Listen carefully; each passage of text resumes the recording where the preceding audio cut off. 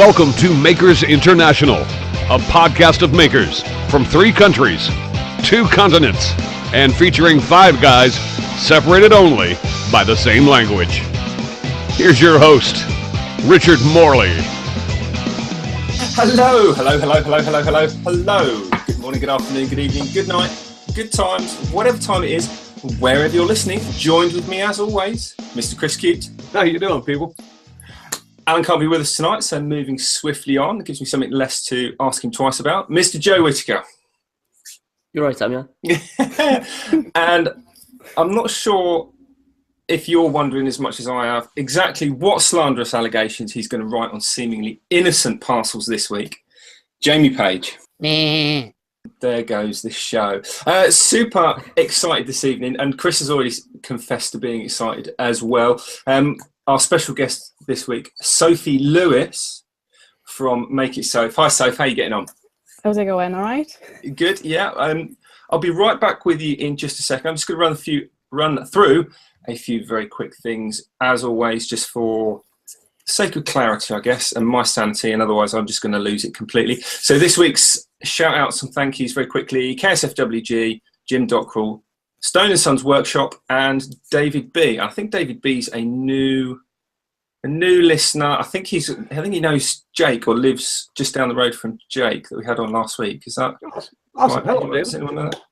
So yeah, not just a thank you to you 4, but to everyone who hit the like button, watched us last week, and has listened since. So that's always good. We genuinely love it when people get in touch with us. So moving on to our sponsors very quickly. Today's podcast is brought to you in part by Yorkshire Grit, Woodturners Abrasive Paste. Visit yorkshire-grit.com. And also still supporting us wholeheartedly is Chad from Mancrafting.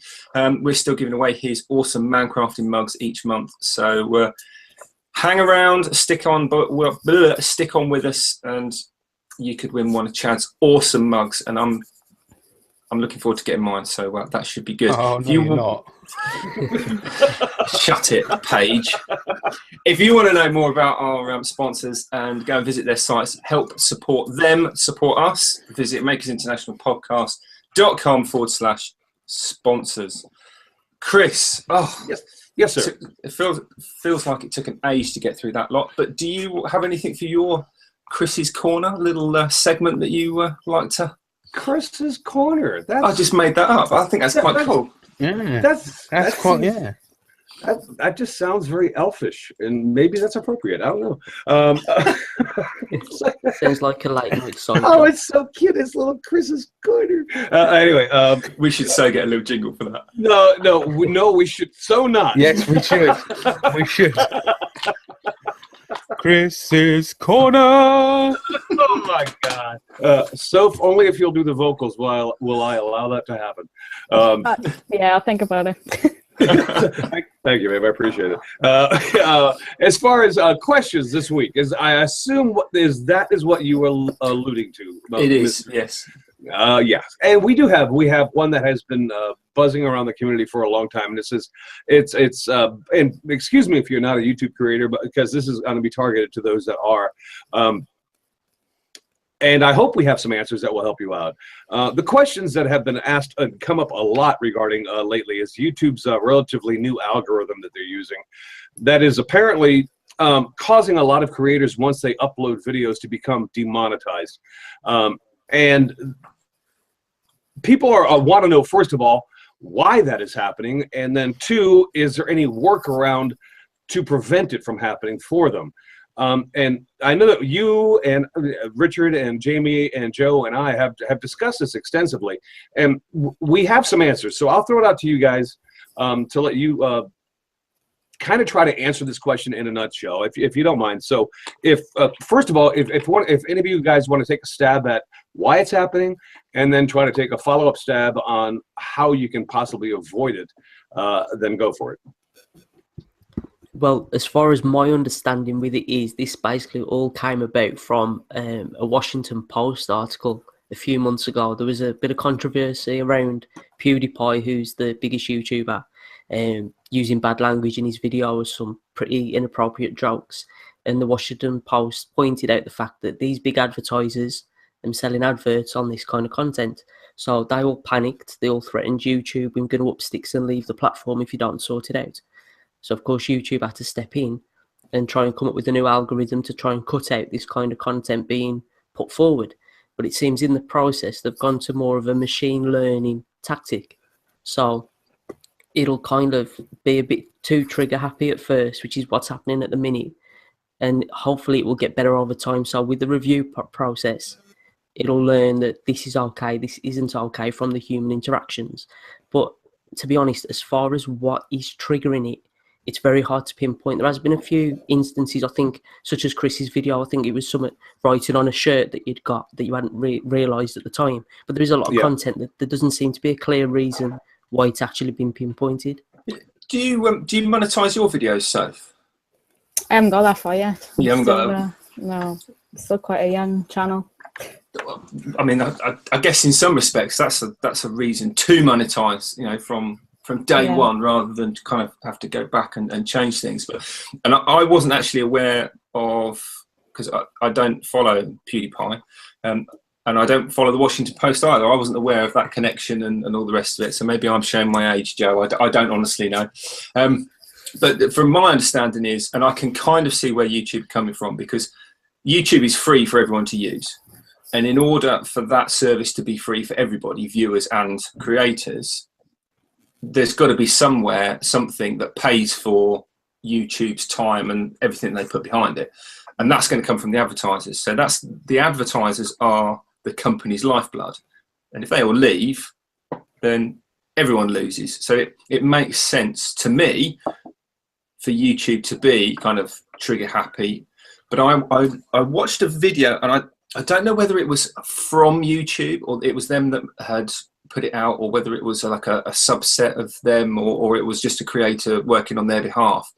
But essentially what he was saying was, it is an algorithmic based maths thing, and it needs to learn just like any computer based thing. And I think it's got to be computer based. I mean, how many millions of hours are uploaded every nanosecond onto YouTube 24 hours a day? You know, it's like trying to break the enigma with an abacus, isn't it? It's not going to happen.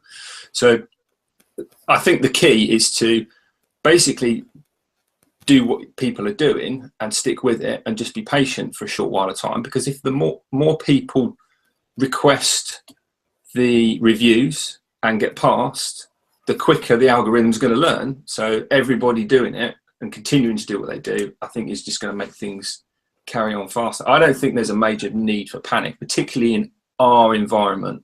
No, I'm sorry, Richard. Let me just kind of jump in real quick, and I'll let you finish. And I apologize, but and a lot of people are freaking out because they will click on, you know, I've done this video, I've done all this work on this video, and I've put a lot of time into making it, and now you're telling me it's kind of demonetized, and I go to ask for a manual review, and now YouTube is telling me the video has to have 1,000 views before they'll ever even make the effort to manually review it.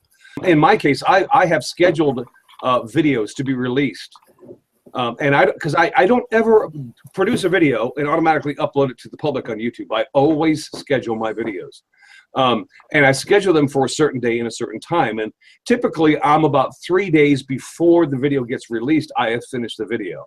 And so I can upload the video, and about an hour later I'll go back and check my video manager in YouTube and take a look at it, and I'll know if YouTube has flagged it. And if they have, I can automatically ask for a manual review. Now that video has 0 views on it so far.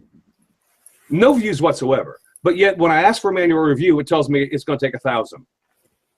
And I don't care. So I go ahead and submit the manual review request anyway.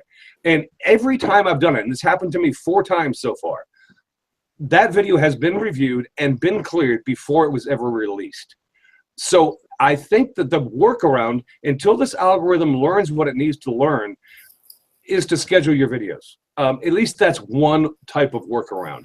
Now, Joe, I know, has done videos and uploaded them, and he hasn't gotten flagged at all, so he had no problem whatsoever. I'm just trying to say, if you want to ensure that your video doesn't get demonetized, because the majority of people whose videos are uploaded, the majority of your views come within the first 48 hours of releasing it. You know, unless you have some sort of an evergreen product. And Richard, I know you have a lot of evergreen videos. We'll go back and take a look at them. But initially, if it's a one-time thing, most people's views come in the first 48 hours. So if you can, schedule it for like 3 days prior to when you actually want to release it, and pay attention to whether YouTube has flagged it. Put the manual review in, and I guarantee you that if it's not inappropriate, it will be cleared before you ever release it to the public, and so you won't run into that problem. So until this thing gets smart, that's the workaround that at least I would suggest, because that's what's worked for me. The short That's game. it. I think just like as a closing statement on that, don't take it personally, like Chris said. Just bear in mind as well the bigger creators are actually getting hit with this as well. So they're not just YouTube picking on the little guy right at the top there, struggling with it as well. So just crack on with it. I think that's we've kind of covered all that we know on that now. So cool. Let's talk to Soph. Soph, we feel like we've ignored you for the last 15 No, it's minutes. fine. It's fine. Yeah, we have. No, it's you we've ignored, All right. or at least tried to. Before we do start, there's a lot of We people started out a there- quarter of an hour ago, mate. There's a lot of people over there out in the chat wanting Sophie to give them a wave, so I think she owes them that. Hi, guys. There you go. Excellent. Well, because Alan's not here, Alan's our origin story question asker. So, you know, I'm going to let Jamie do that, because I suspect Jamie's got a bit of a soft spot for Soph after his little present. So, Jamie, over to you. Alan's feeling a bit sheepish. So, You're a bad boy, Mr. Page. The Welsh. there's friends. my little gift from Sophie. So I'll kick off with Alan's usual question, and that is the origin question. Where did it all begin for Sophie? Well, that is a good question. I kind of grew up with my dad and my grandfather being very much DIY, wouldn't get anybody else in to do anything, they'd do everything. So that kind of had a big impact. And then school was kind of boring, because you kind of had to keep within GCSE and A-level projects, and they kind of restricted your creative ability, really. So it was only kind of when I left school that I kind of was allowed to do foundation course, which got me to dabble in a bit of everything, really. So I did photography, fashion, fine art, everything. And then I kind of chose to specialize then in animation and model making. And that's kind of where that started. I did kind of a university course on that, which was hard because they didn't have any tools, any space. It was, you basically had a glue gun and that was it. So we're building sets and props and massive, like, 4 foot, 5 foot sets at home on my kitchen table, and then carting them into university. So 3 years were hard, but it was kind of that kind of gave me the thing to kind of use bits that didn't really have to cost me that much money. Like, it was using a lot of scrap stuff and just stuff around, so I didn't have to spend and break my bank, especially on a student loan and stuff like that. So that kind of was that. I was going to say, I mean, student loans aren't exactly massive, are they? And, beer's not cheap. So where's that leave for all the stationery and books and stuff like that? It becomes a hard life, doesn't it? So did you do the model making and that from an early age, or was it purely once you got into university and were doing was it animation you said you did at university? Yeah, stop motion animation in university, but you kind of, in school, you got to do like one project in the 7 years you're in school, was one project that had a building in it. So you didn't really get to do much in school. It was only when I left school that I was allowed to kind of specialize and just make stuff. So that was the best thing about it, really, was just to specialize in what I like to do rather than doing bits of paintings and still life and all of that type of stuff, really. I mean, I guess, making as a label, a pigeonhole, is quite broad, isn't it? I think it's deliberately broad. Definitely. And when you go on these fairly broad courses, there's going to be all that stuff that there's no interest at all. And it's not until you can get into, something that you really enjoy when you can start to to thrive. And I noticed from a lot of your videos, you seem to be like with those awesome little Lego men that you made recently. You seem to have both an aptitude but also a passion in that. So can we possibly expect any stop animation type stuff in any of your videos down the line, or is that something you're like, no, I've done it once, never again, I hate it? In university, it was very much like that I never wanted to do it again. I did it once, hated it, and I didn't want to come back to it. I just wanted to make the props and the sets and the puppets. But then when I kind of left, I kind of missed it a little bit. I missed being around it, missed seeing like my friends' projects and they, stuff like that. So there definitely will be stop motion videos on my channel soon. Excellent. Yeah. I think we just got a bit of an, I think we just got an exclusive there. Yeah. Even if it's just a little tidbit. So if it's just like a little small part of the video that you actually decide to do stop, because doing an entire, 5, 6, 7 minute video in all stop motion animation would be quite a bit of work. Even if it's just a little bit at the end would be just, I think that'd be great. I'd love to see it. Yeah, definitely. It's on the plans. It's on my to-do list. Fantastic. And when we talked about very briefly, admittedly, but we talked about the little Lego men. First and foremost, where did the idea for that come from?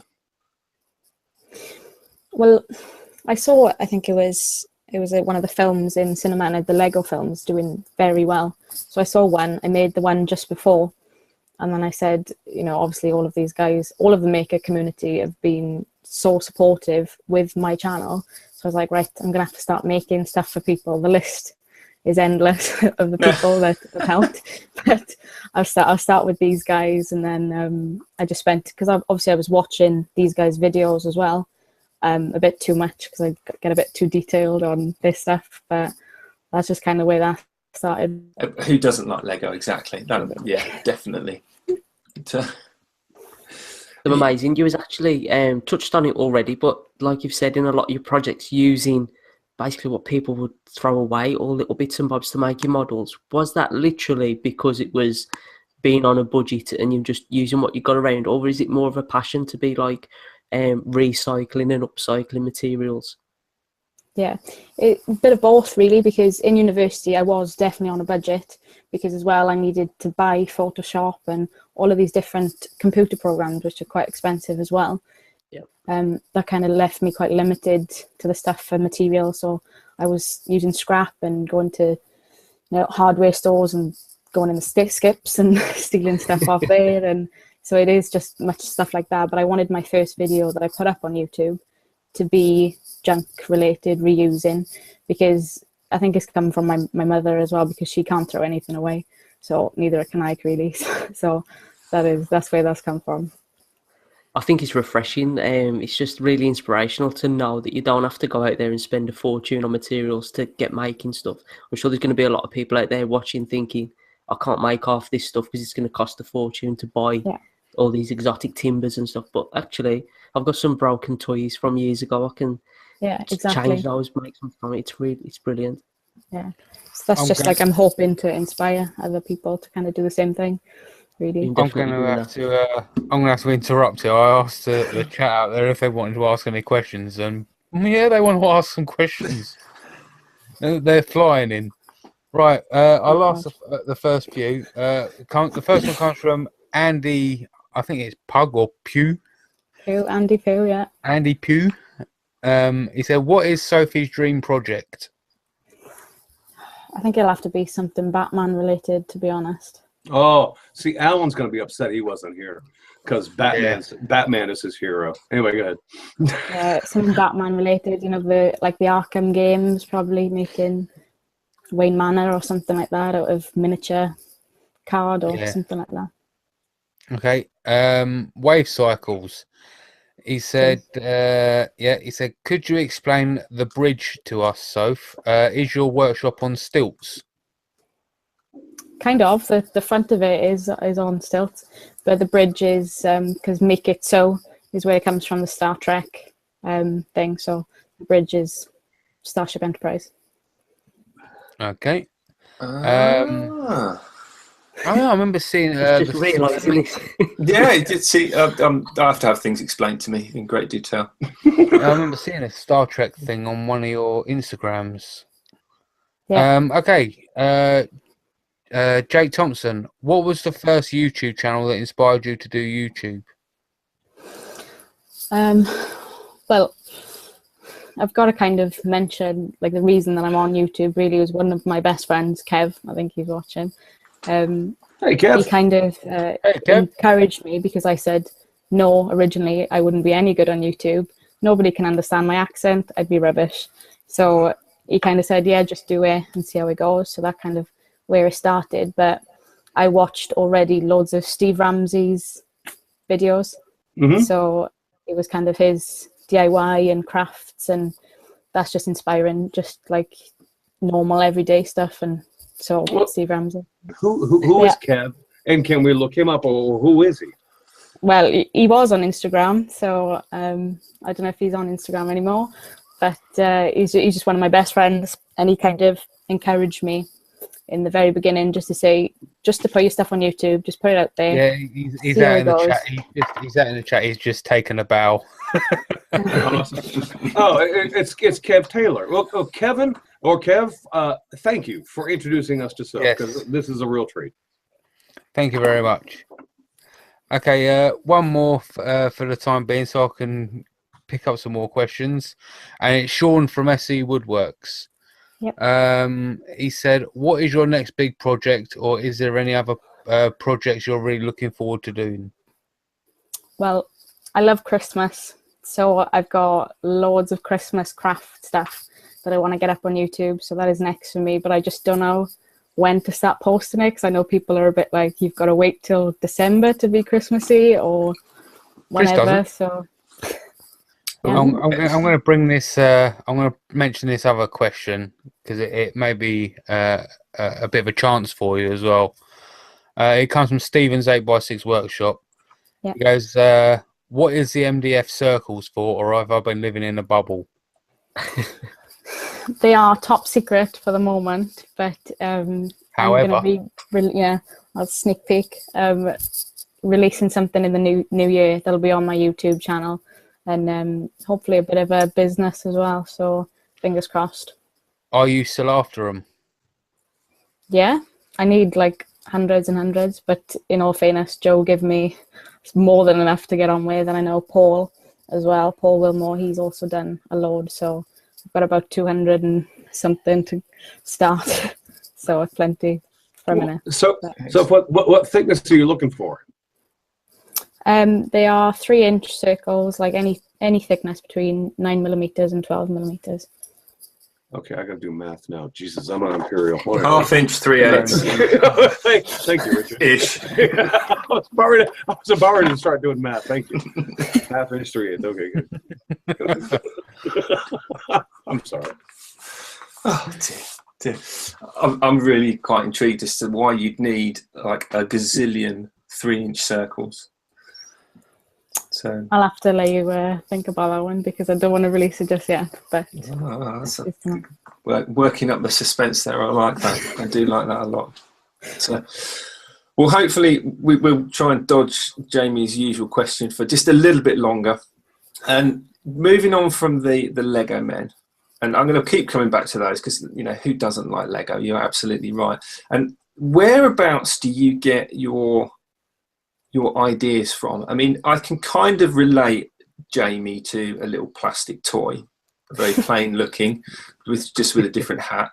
But how do you take like the plastic recycling from your house and turn it into a model racing car? I mean, where do you make, like, somewhere in there you see this essentially piece of rubbish and you look at it and you go, racing car, and it's like, how, where, on what planet is that? That's how my brain works. But you've obviously got a much more creative way of looking at these things. So talk us through that. Yeah. Well, the first build was the custom build junk trike, which I started with. And it's kind of looking at sink strainers. So I had like few sink strainers that were just cheap and unwanted. So I had 4 of those. Obviously need 3 for the trike, but they looked like wheel trims to me.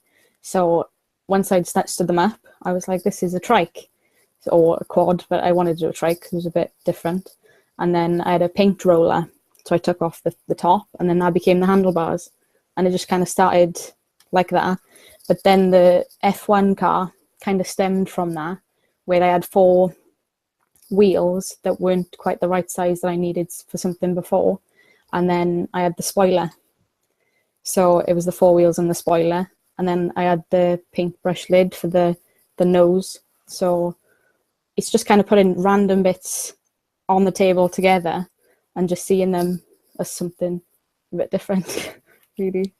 I mean, I can kind of see, you know, I mean, I'm sure a lot of people can relate to that. There's this, I always find there's this point in any build where you go from, is it going to work? I kind of know roughly where I want to get to, and I'm a bit sort of fumbling in the dark. And then you reach this one point, and all of a sudden, right, yes, and it's going to go this way, and that's going to happen, and then that goes to that, and now I know where, and everything starts to kind of accelerate.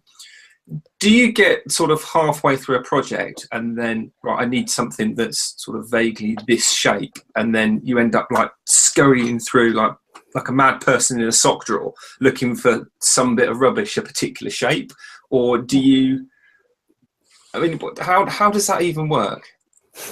Completely like that, but it kind of gets to a point where you have like the framework then, so you have the bare minimum shape of everything, and then obviously it's all different colors, all different materials together, but I spray with primer, so it's all becomes one color then and all one shape. So then it's kind of clearer in my mind then that, I'll need this bit for that, and just different things like that. But then I'll start chopping up stuff like junks, like cassette tapes, and on the bandsaw, and kind of give me a different shape just to kind of work with something different rather than stuff that's already fully shaped then. You know what I love, and Sophie, and I don't mean to make you red-faced and get all, oh gosh, gee, but I absolutely love watching you and your imagination take over Thank you. a project, and because you look at something and your imagination allows you to create something out of something that most of us would never ever see, and then you put it together, and then we all see it and we go, I mean, honestly, that is an incredible talent. I mean, there's not a lot of people that have that kind of imagination.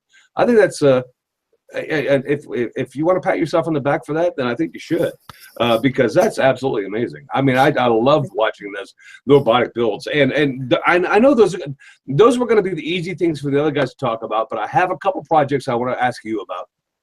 Yeah, go specifically that you did. And the Lego Boys, I think we already talked about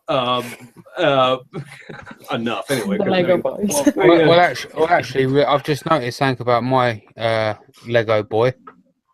Okay. I can't see it. He wants to know boxers or briefs.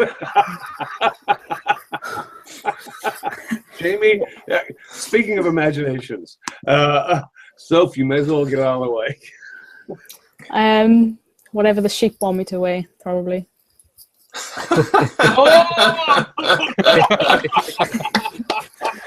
There we go. That's coming from a girl from Wales. We've been talking about it. She said that she needs to come up with a witty answer. I think that's advantage Soph, that one. Yeah. Oh man, hands down, that's a win. Jamie, Brilliant. you lose.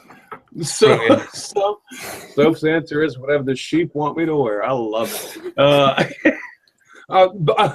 Okay, we can get beyond that just for a second. And I'm going to try to put that on mind really fast. You did a crayon canvas. I did. And I was, I really liked that project that you did. But I had some questions about it, if you don't mind. Yeah.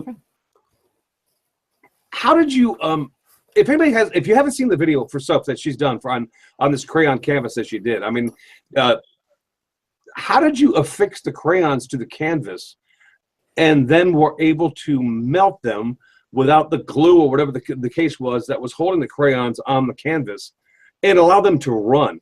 because if you haven't seen the video, and you should go watch it if you haven't seen it, she affixed crayons across the top of a canvas, took a heat gun to it, and then just let them drip into what they wanted to be. I thought that was really, really inventive. How did you keep the crayons there? I mean, what did you use? So it was super glue to attach the crayons onto the canvas. I did try glue gun first of all, but there was just too much glue. So it's super glue, but it's actually super glue them and melt them while it's face down. So that when it's only melted, you turn it up and then they start to run. And then you can kind of spray and get the hairdryer in a downward kind of movement to get them to run then fully all the way down to the canvas.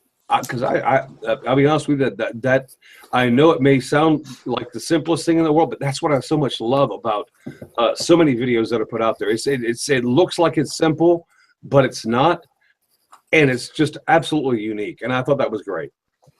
Yeah, thank you.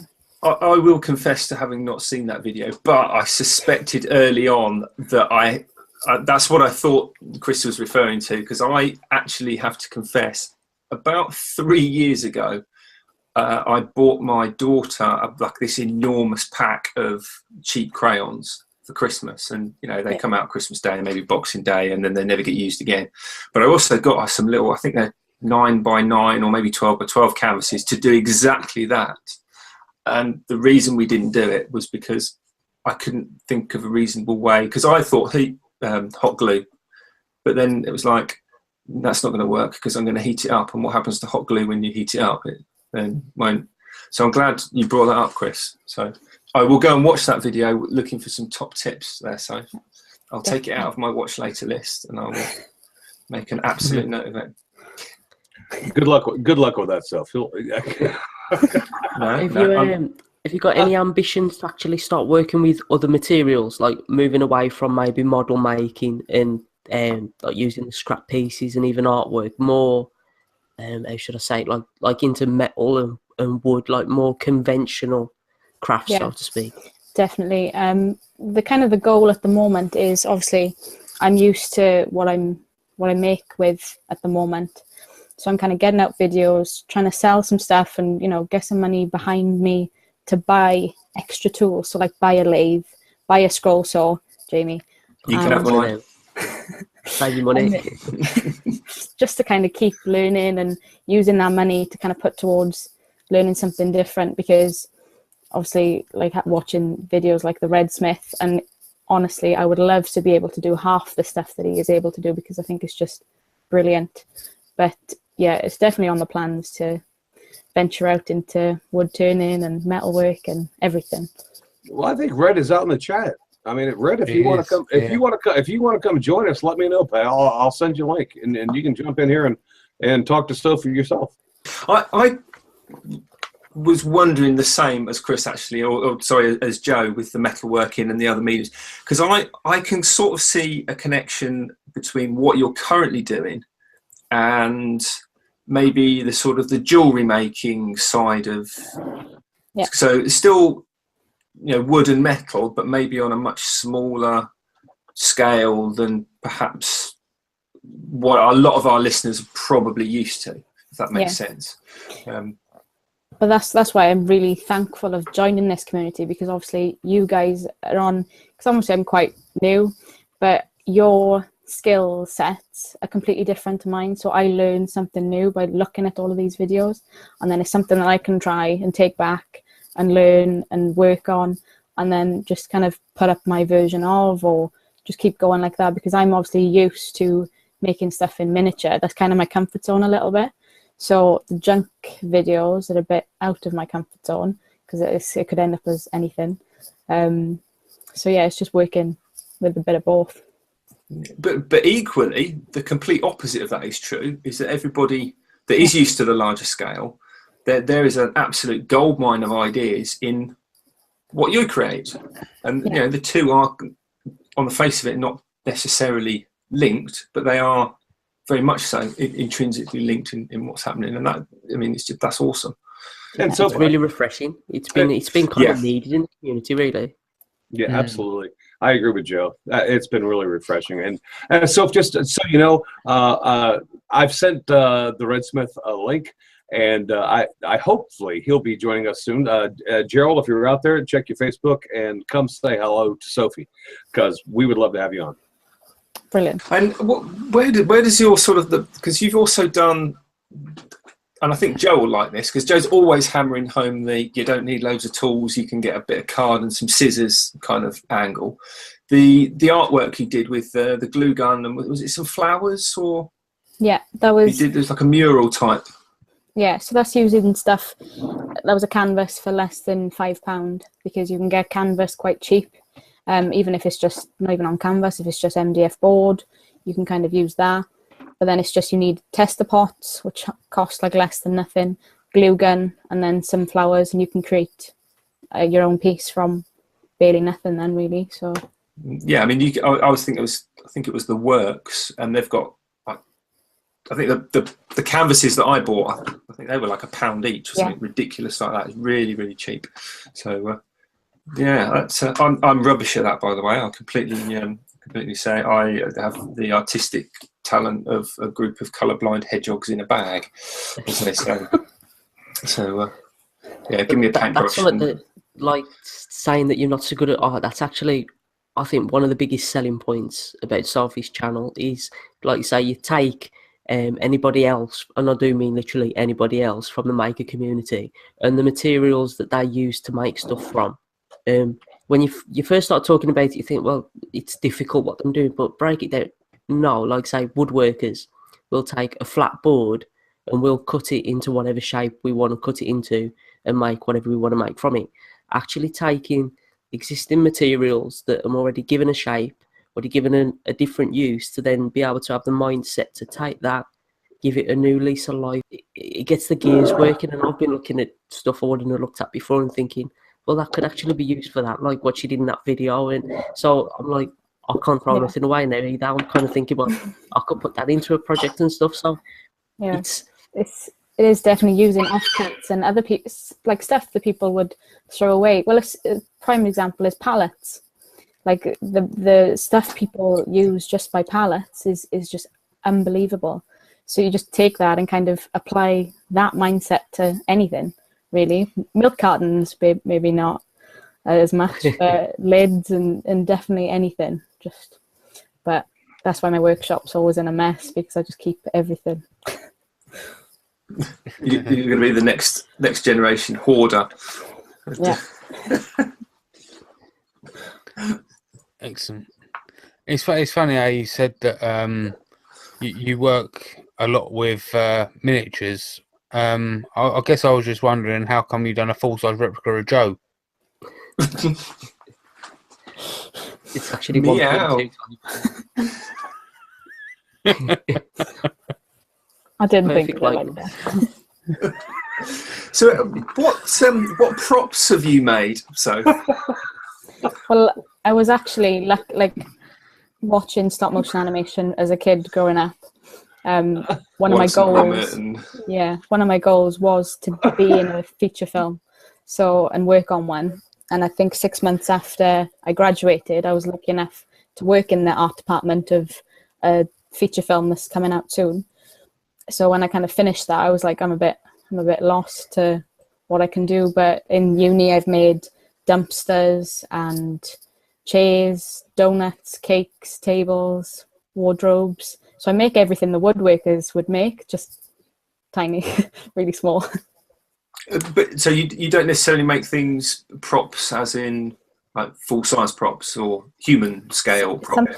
Something I would love to get into, and well, not really as much as I've done, but I would love to make full size props, because then I could kind of venture into films and film and TV sets and all that type of stuff.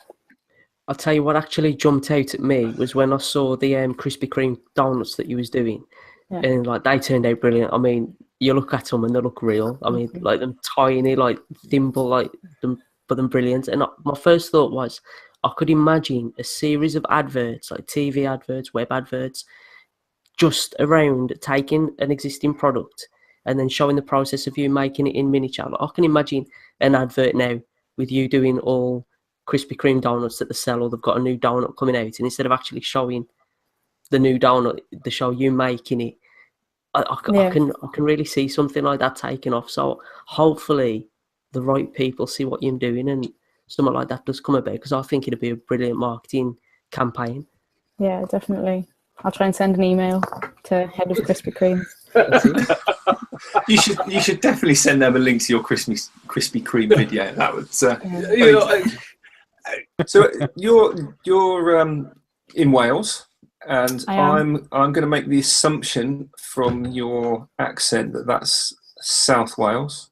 South Wales it is indeed, yeah. 50-50. You see, I don't really know the accents that well, to be perfectly honest. But so whereabouts in Wales are you roughly from? It's about 40 minutes from Cardiff. Oh, right. So that is fairly south. And what's it like? I mean, I do know Wales-ish. I know it's not necessarily the most highly populated place in parts.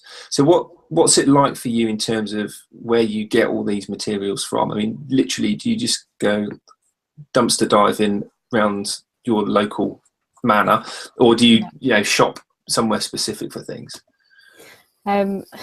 B&Q is about 5 minutes away from my house, which is not the best place to get all of your materials, really.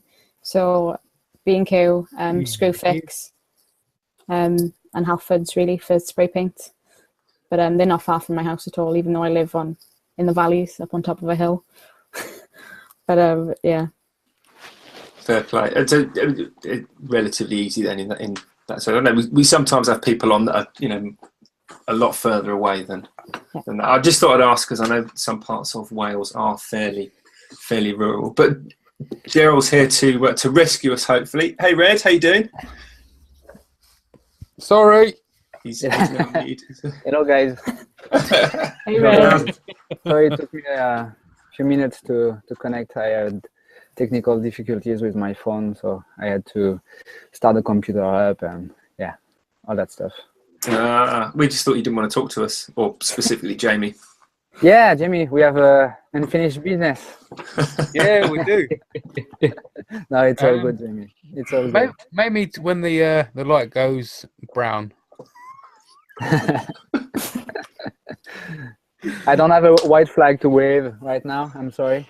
I will make you can borrow mine if you like. I was going to say, I think Jamie's the one that's going to need it, but yeah. Hi, Soph. Hey, Red.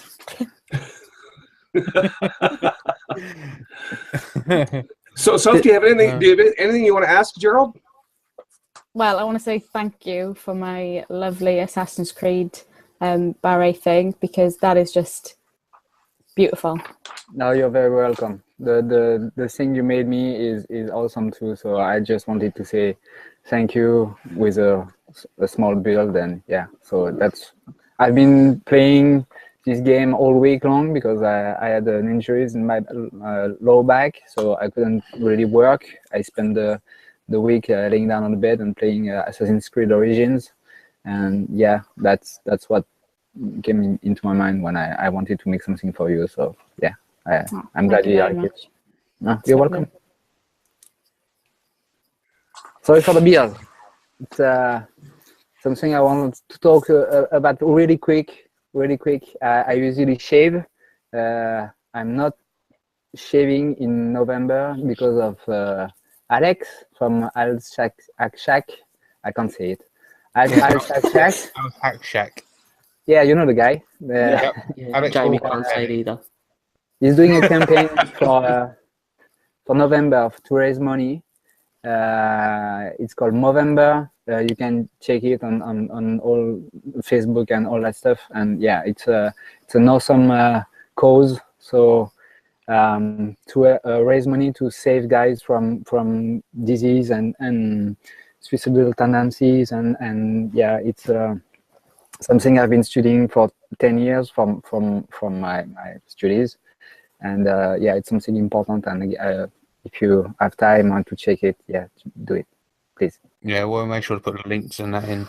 Yeah, thank you. It's a fantastic cause. I love actually how Alex has gone about it, because like the usual Movember thing is you're shaving and then you don't shave throughout November. But people who know Alex, he'd already got a full-blown beard going on. So he decided to shave the area where a mustache would grow, so he can regrow it in through November. So he's currently got a bit of beard on his chin, beard round the sides, and a big handlebar in reverse. Yeah, one of the funny things is he's with his sticker. He's done the same to his sticker. Yeah. Is it really? Yeah. Yeah. Yeah, I was going to ask if Joe was doing that as well. Don't start. Yeah. I think my figure will grow a beard quicker than them. He started. But you know what, Gerald? I haven't shaved since yesterday, so I can start now. I mean, I'll be happy to grow out whatever I can for November if that helps. Yeah, please. Yeah, absolutely. Usually I shave every 2 or 3 days, and it's been 2 weeks now, and it's to the point that I can't stop. I know. Yeah. That's kind of what I hate about growing it out. It's like you do this all the time. It's like, Yeah, but usually it starts bothering me at the end of the first week, and I don't know why. This time it doesn't, and my wife says, yeah, it's pretty nice. So maybe I will grow beard from now. I don't know. Maybe. All right. Soph, are you gonna participate? Oh, never mind. Yeah, I've started. See, the only reason that I would subject Joe to that humiliation, and that wasn't meant to be Joe, is because it takes me. I'm just being lazy, and I wasn't particularly doing this. And every year I have done it, I've literally had to start halfway through October to try and get a head start, because by the end of the month, it's like, did you not bother then? So. That's just. I always look homeless when I leave mine because it's just patches. So it's like, no, it's not a good look. but I'm literally the same as you, Gerald. It's irritating. I've got a bum fluff goatee and then smooth as a baby's bum on the cheeks. Man, well, you know what, Richard, we've only got a few minutes left, and we've got to literally zip through the last normal 20 minutes of stuff. So. And you know what, Sophie, I would so much, and forget what these other guys think. I would so much like to have you on again, because I think there's so much that we could talk about that we haven't got into today because just of time constrictions and things that we talked about earlier. But I would like to give you more of a highlight than we gave you today. But thank you for coming on with us. Thank you for having me. It's been really brilliant. We should organise, because we do try and actually organise things a little bit in advance, maybe more than about 20 minutes normally. But should we try and get Soph back on maybe in the new year? Yeah, yes. I would love that. I would love that. Awesome. Yeah. Without doubt. But we are doing them subscribers up before Christmas. In the new year when she reaches 10,000. That's it. Oh, fingers crossed. Do you know, I don't think that's that far away, actually, to be perfectly honest. I think your channel is very quickly going to grow. No, it's brilliant. Yeah, I agree. Definitely. Yeah. And talking of chat, who you sort of alluded to Steve earlier in the show, but who do you normally? I mean, who's a big inspiration for you at the moment? Who have you been watching? Well, apart from you guys, obviously, there's a couple. Obviously, Al's Hack Shack. He's just put a video up today, and he is so close to 1,000 subscribers as well. So definitely needs to get over that. But also Andy Pooh as well from Tales of the Tinkerage, because it's the Celtic connection. He's made these lovely hand carved wooden spoons that are just. He does a lot of wooden spoons. Yeah, the love spoons. Cool. They're just brilliant. The ones he's put up now. So those two definitely. Fantastic. And where can people find your channel if they've been living under a rock for the last, I don't know how long? So my YouTube channel is Make It Soph, and Twitter, Facebook, and Instagram is MakeIt_Soph.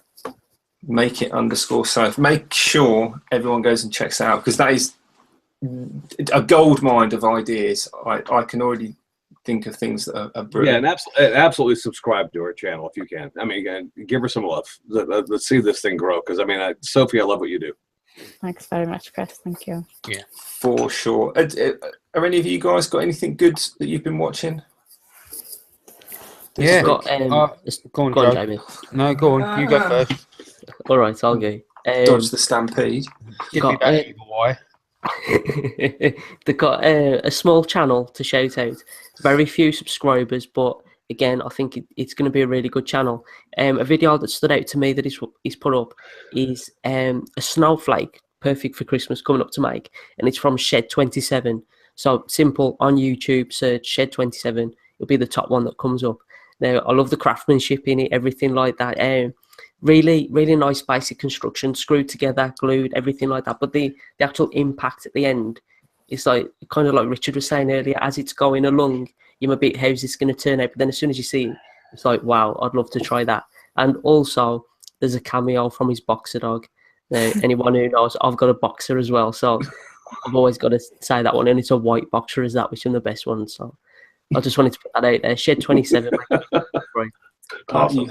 You heard it here first. Joe put his boxes out there 3 times. That's quite dangerous. But you see, Soph, get those Christmas projects out there now. Snowflakes are already appearing on YouTube. Toys galore. Absolutely. Yeah. Next week, though. One That's the snowflake didn't turn up this week. And apparently, Jamie's never going to ask Joe whether he decides boxers or briefs, because we already know the answer. Thank God. Well then, Jamie, your turn. Oh, thanks, Joe. Yeah. Well. Yeah. What have I been watching? I've been watching Bobby Duke. The video it started off with a scene where he actually got to 100,000 subscribers. So yeah, first of all, massive congratulations to Mr. Duke for reaching that massive milestone. And then after that, he goes on like a little walkabout through some water and like a creek, I think it was, that he was walking through, and he actually carved a rock, just a random rock, into a star, and it was absolutely incredible. And basically all he's done was sanded it and filed it, and it just come out absolutely incredible. Another one is it's actually a giveaway video as well, and I believe it ends on the 16th of this month. So if you're listening to this on the re-release on Wednesday, I believe it ends the day after, on the Thursday. So yeah, Bobby Duke for his 100,000 subscriber giveaway video. And you know, would it be too much of a plug for us to say that we should have Bobby Duke on pretty soon? Yes, I think we should. Maybe next week. Maybe next week. Do you know what? I think we talked about the prospect of mentioning the following week's guest. Yeah, well, I just In a less obscure way. I just about thought 6 months ago, and I always forget. I just thought I would slip that in. Anyway, I'm sorry. I tell you who I've been watching is Bill Lutz. If you know Bill Lutz, he's William Lutz on YouTube. Then you know that this guy has been into making cigar box guitars for a while now. He's made several of them, and where he started out, and from the last video he just put out, Bill killed it. He's getting really, really good at making these guitars out of cigar boxes. I mean, if you haven't checked it out, it's a quirky kind of thing, but I love it. I mean, Bill is just a great guy, first of all, but the fact that he's shown his progression in making of these things, and where he started from and where he is now is worth watching. So if you could watch, like, I think he's put like 4 or 5 videos out about making different cigar box guitars. If you have the time and you can actually watch the entire series of him making all these different cigar box guitars, it's cool. It's amazing, because the guy has really come a long way. And I just want to say, Bill, I love you. You're a great dude, and God, you're doing good work now, man. I love it. Is that to imply that he wasn't doing good work before? Just to clarify. No, it's just no. The first one was awful. No. His first one was better than anything I could have done personally. If I need to clarify it, Richard, you freak. You are. No. Let's be honest. You are a real Richard, and I'm thinking more of the nickname for that. Whatever. But the first one he did was actually better than anything I could have done. But where he has gone from there is incredible. So, Bill, congratulations, and Why do you make me get out of these freaking predicaments like this, Richard? I've got, yeah, because it's fun. For who? For you. Look, And haven't mentioned your workshop the whole episode. I had to like put you on the spot somehow, didn't I? That's all I could think of at short notice. Hey, Gerald, we're going to ignore it, Richard, at the moment. How are you doing, buddy? And have you been watching anybody who's been impressing you lately? Yeah. I've been Please watching a lot thank of you. real quick. Obviously, Sophie's video are awesome, so I watched a bunch of them recently. Just before the show, I was watching Al's video where he made a waffle bacon crepe taco, or I don't know what the order of the words are, but the video is awesome. He started just like a joke, and he made it, and it's just awesome. And yeah, the last week it was the end of the RedSmith zombie apocalypse weapon challenge, and there was a lot of really cool entries. And Shogun Jimmy made something. Dan the Mecha Man made something. It was awesome. But the video I really liked was Brett McAfee Hatchet. It was very cool. The videography was great. It was excellent. It was funny. It was really well made. So if you have a chance, check his channel. I think it's Scales and Spades 13 or something like that.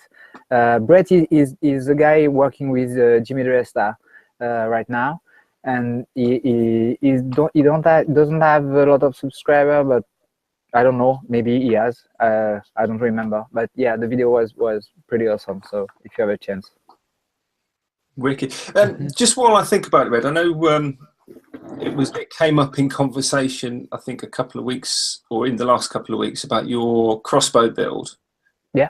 Do you plan to, or have you already done a video of you firing the crossbow? I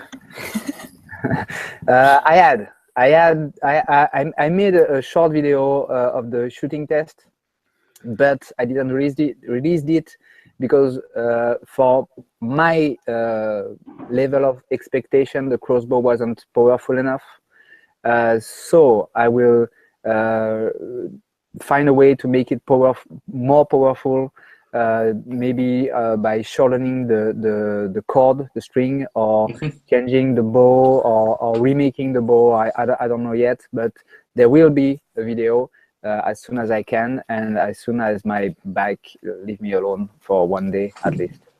Wicked. Shoot an arrow at my head and then post it in the on Facebook, because YouTube won't allow it. Not on your head. Not in your head, Jamie.